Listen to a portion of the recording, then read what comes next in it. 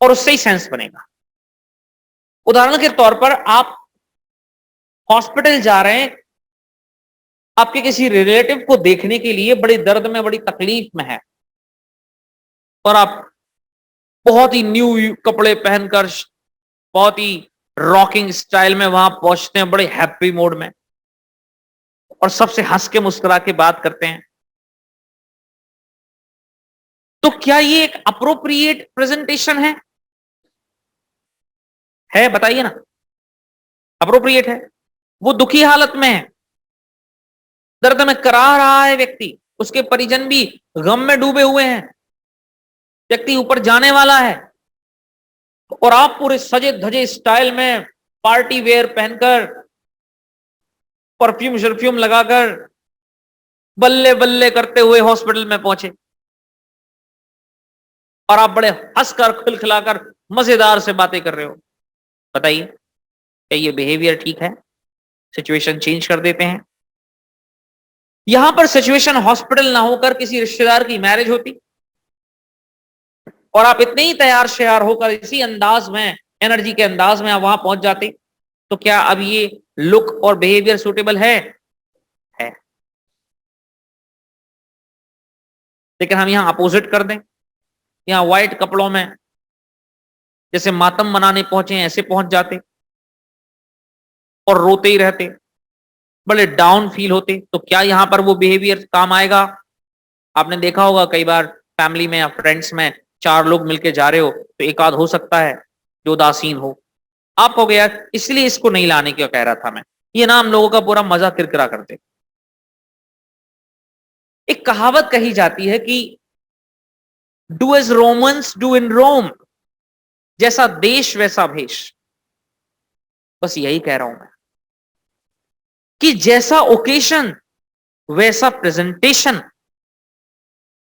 इससे समझ में आता है कि बात सही है, नहीं तो लोग पागल कहेंगे, और तो और कोई लोग कहेंगे इनसेन है क्या आप, सोचने समझने की शक्ति नहीं है, बिल्कुल बेवकूफ हो, कहां कैसे बिहेव करना है इतना भी नहीं पता।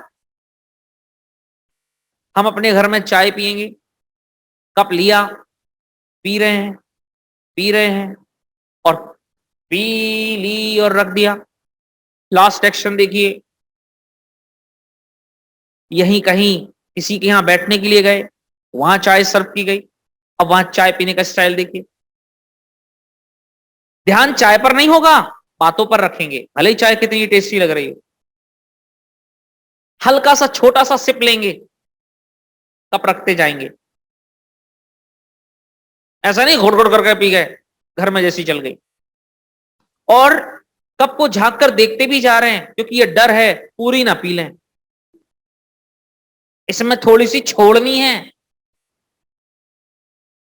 तो क्या वहां पर आप ऐसे करोगे? घर में कर लिया अलग बात है, थोड़ा और अच्छी चाय थी तो टंग निकाल के भी ऐसे कर ली, घर में चल गया, कोई नहीं देखता। अब नहीं करते वो बात एक अलग है, और करते हो तो मैं क्या देखने आ रहा हूं। लेकिन कहीं गए और वहां आप ऐसे करो और ऐसे करो, और कहो पानी लाना जरा, फिंगर धो के, फिर ऐसे ऐसे कर ऐसे ऐसे भी करो, तो नहीं करोगे। कितने ही सजे धजे पहुंचोगे, पूरा कचरा हो जाएगा, क्योंकि आपको पता है कि वहां बिहेव कैसे करना है। इवन बच्चे घरों में जैसे नहीं करते ना, वो वहां वैसे भी करेंगे, और आपको लगेगा ये अपने ही बच्चे हैं। आप भी देख रहे हो और वो भी देख रहे हैं, वो देख रहे हैं, वो ये समझ रहे हैं ऐसे ही करते होंगे। आप कह रहे हो ऐसे करते नहीं है, इधर भी ऐसे ही कर रहे हैं, हम खुद शॉक्ड हैं। फिर सामने वाला कहता है नहीं कोई नहीं, वो तो बच्चे होते ही ऐसे हैं, समझ जाते हैं।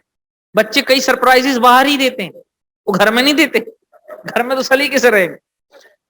सहमत हो तो बोलते रहना। तो देखिए, जैसी सिचुएशन होगी वैसा बिहेवियर होगा, होगा कि नहीं होगा? करना पड़ता है, ये पार्ट ऑफ पर्सनैलिटी भी है। ठीक वैसा ही जैसा टाइम वर्ड होगा, टाइम वर्ड के हिसाब से ही एक्शन का रूप बदलेगा।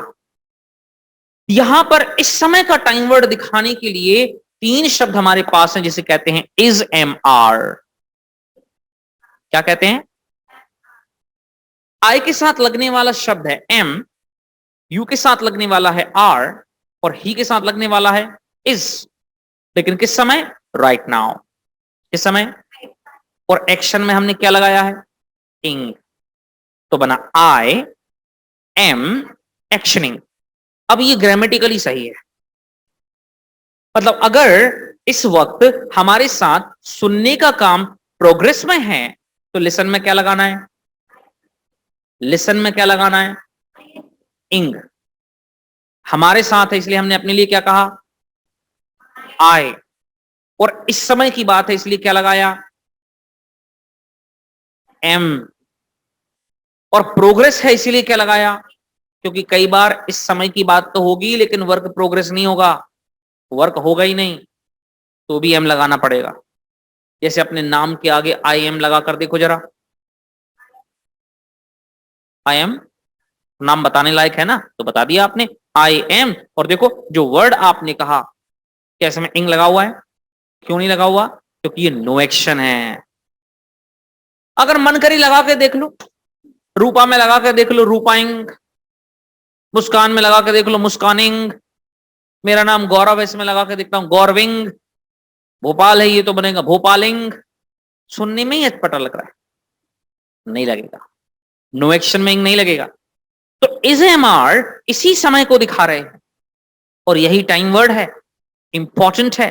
लेकिन एक टाइम वर्ड नहीं है, जैसे बहुत सारे टाइम वर्ड्स हैं जिनको हम धीरे धीरे ट्रेनिंग प्रोग्राम में सीखेंगे और हमें वही सीखने हैं। I am listening, I am listening, sorry. तो जब सामने वाले को बोलोगे अच्छा भाई हमें तो देख के लग रहा है तुम सुन रहे हो, तो सामने वाले को बोलना यू, और यू के साथ लगेगा आर, और लिसन में इंग लगेगा। तो क्या बन गया? पूरा क्या बना? तो अपने लिए हो गया ना बात। तीन चीजें मिल गई, डूअर, यही फॉर्मेट है। लेकिन बीच में क्या बदलता रहेगा? Time word. और टाइम वर्ड के आधार पर क्या बदलेगा? एक्शन बदलेगा। यही लोगों की समझ में नहीं आता है, इसीलिए कुछ भी करते हैं और कुछ भी लगा देते हैं, इसलिए गड़बड़ हो जाती है। जैसे किचन में ये बात समझ में आती है ना, किचन में ये बात खूब समझ में आती है कि तीन व्हाइट मतलब ट्रांसपेरेंट डब्बे हैं, उनमें तीन व्हाइट की चीजें रखी हुई हैं। एक में सोडा रखा है, एक में मैदा रखा है, एक में शुगर रखी है, एक में सॉल्ट रखा हुआ है। अब आप खीर बना रहे हो तो कोई नया नया व्यक्ति होगा जिसे कलर ही पता है, ये नहीं पता कौन सा क्या होता है, और पता है उसमें ये चीज डलती है, तो किसी भी चीज को शुगर समझ के डाल सकता है ना? डाल सकता है ना? आप उसके सामने मैदे का डब्बा रख देना और सारे हटा देना, वो मैदा ही डाल देगा। क्यों? क्योंकि उसे बारीकी से पहचान नहीं है, वो कलर देख रहा है। इसलिए बात कलर की नहीं होती। कई लोगों को दालें पहचानना नहीं आती, ये उड़द की है, ये अरहर की है, ये मूंग की है। कई दालें नहीं पहचान पाते। अग्री और नॉट? जो देखते रहते हैं, जो किचन में काम करते हैं, जो किसान है, वो बेहतर समझते हैं। वो सूजी में मैदे में अंतर समझते हैं, समझते हैं ना? यही कह रहा हूं मैं बार बार, हमें समझ को डेवलप करना है और ये एक दिन का काम नहीं है इसमें। इसलिए डेमोन्स्ट्रेशन नहीं देता मैं। डेमो ना देने के लिए ये नहीं है कि मैं साहब अगेंस्ट हूं, नहीं, उससे समय बर्बाद और मेरा भी समय बर्बाद, कुछ नहीं होना जाना, और अनजाने में नुकसान और कर बैठोगे। क्योंकि आपकी वो थिंकिंग है ही नहीं जिस लेवल पे मैं सोच रहा हूं और ट्रेनिंग दे रहा हूं। आप तो जब आए और जहां दो पैसा दिया नहीं, फिर तो ये रहता है कि कुछ समझ में नहीं आया भाग लेते हैं। इसमें नुकसान मेरा तो हुआ हुआ, आपने अपना नुकसान ज्यादा कर लिया। क्योंकि इतनी अच्छी ट्रेनिंग जो वीक से वीक व्यक्ति से अच्छी अंग्रेजी बुलवा लेती है, उसका लाभ आपको नहीं मिल पाया। ये नुकसान आपने खुद का कर लिया। और मेरा तो फाइनेंशियली नुकसान किया वो तो अलग बात है, लेकिन मुझे तकलीफ और दुख फिर बहुत होता है। फाइनेंशियली नहीं, कि आप इस क्वालिटी वाली ट्रेनिंग से वंचित रह गए, आपको ये मिल नहीं पाई जिसने हजारों लोगों को बेनिफिट दिया है, वो आप तक नहीं पहुंच पाई इतनी सी नादानी की वजह से। स्कूल में छोटा बच्चा स्कूल जाना चाहता, वो तो भागना ही चाहता है, लेकिन उसके रिजल्ट्स हम बड़े लेवल पर देख चुके हैं। इसलिए पेरेंट्स बहुत ही डिसिप्लिन रखते हैं अपने बच्चों को, जाना है मतलब जाना है, स्कूल जाना है, इसलिए हम उसको छोड़ते नहीं है, भेजते हैं एंड वी मेक श्योर कि वो जा रहा है। यस और नो? लेकिन यहाँ चूंकि आप बच्चे नहीं रहे ना, खुद बड़े हो, आपके बड़े किसी की चलती नहीं है, तो आप भी बस वही स्वच्छंद रूप से बहना शुरू करते हो, उड़ना शुरू करते हो, और इस चक्कर में कई गलतियां हो जाती हैं। इसलिए ये मैंने रूल बनाया हुआ है कि भाई क्लास में डेमोन्स्ट्रेशन नहीं देना। यूट्यूब पर ढेर सारे वीडियोस हैं, इवन कई तो क्लासेस की क्लासेस डाल रहा हूं मैं आजकल, हो सके तो सीखो इनसे।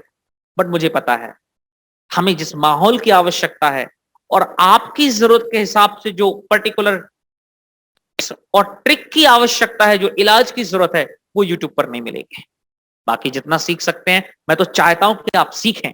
मैं चाहता हूं कि हमारी एक कम्युनिटी डेवलप हो, ताकि लोगों को माहौल शुरू हो और लोग जैसे हिंदी बोलते हैं वैसे फर्राटेदार अंग्रेजी बोले, क्योंकि ये मैं भी जानता हूं हर बार उनका यहां आ पाना पॉसिबल नहीं है, ताकि वो घर से ही बैठकर और जहां भी है वहां से वो थोड़ी प्रैक्टिस कर सकें। मैं ये चाहता हूं, बट फिर भी उसकी जरूरत पड़ती है, बिकॉज अभी हमारे पास वो एटमॉस्फेयर नहीं है ना, इसलिए कोशिश कर रहे हैं हम लोग। खैर, तो एक सेंटेंस लैंग्वेज में, एक इंफॉर्मेशन में तीन चीजों की हमको बहुत बेहद जरूरत पड़ी। वो है डूअर,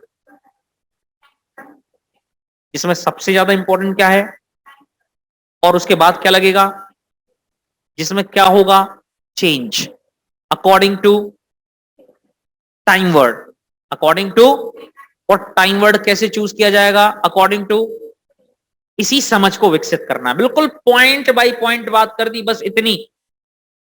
अब अगर ये ट्रांसलेशन की भाषा और टेंस के माध्यम से समझते, तो वो 12 टेंस सीखते, उनके स्ट्रक्चर याद करते, फिर हिंदी देखते, फिर अंग्रेजी बनाते, ट्रांसलेशन बहुत अच्छे से बन जाता और आपको कॉन्फिडेंस आ जाता कर लेंगे, लेकिन बोल नहीं पाते। इसीलिए उस तरीके को हम नहीं जा रहे। तो आज हमने छोटा सा एक एग्जाम्पल देखा कि जब भी प्रेजेंट मोमेंट, मतलब इस समय में कोई भी काम जो जारी है आपके साथ, उसके बारे में आपको बताना हो, तो कहना आई एम एक्शनिंग। देखो इसमें कुछ रटना ही नहीं पड़ा। कहां रटना पड़ा, कुछ रटना पड़ा क्या? आप अपने आप को भूल गए? नहीं, तो पता है आई। क्या इस समय को भूल गए? नहीं, तो आई के साथ लगने वाला है एम। अब काम हो सकता है ना पता हो, मैंने कहा था ना मैं अभी बताऊंगा आपको आगे, हो सकता है उसके अंग्रेजी ना पता हो सकता है इसके अंग्रेजी ना पता हो, लेकिन हिंदी में इसे चुटकी बजाना कहते हैं। तो कोई बात नहीं भाई, करते हैं और बोलते जा रहे हैं कि आई एम चुटकी बजाएंगे,